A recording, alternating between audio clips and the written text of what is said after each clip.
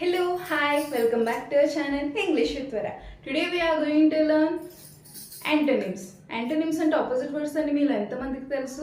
If you know, then you know English. Okay, let's get into the class. Advantage, disadvantage. Advantage అంటే ప్రయోజనం కలిగి ఉండడం. Disadvantage నిష్ప్రయోజనం. Okay, ancestor, descendant. Ancestor అంటే పూర్వీకులు అని, descendant అంటే వారసులు. Affluence, poverty. ఎఫ్లూయెన్స్ అంటే కొంచెం సంపద కలిగి ఉండడం. పోవర్టీ అంటే పేదరికం. Attack, defence. అటాక్ అంటే ఎవరైనా మన మీదకి దాడికి రావడం, మనం డిఫెన్స్ చేయడం అనమాట. Ability, disability. ఎబిలిటీ అంటే సామర్థ్యం కలిగి ఉండడం, డిజబిలిటీ అంటే సామర్థ్యం లేకపోవడం. అండ్ అరైవల్కి ఏమొస్తుందో నాకు కామెంట్ సెక్షన్లో చెప్పండి. Thank you so much for watching. Follow for more videos and don't forget to subscribe, keep smiling and keep your health good. Thank you.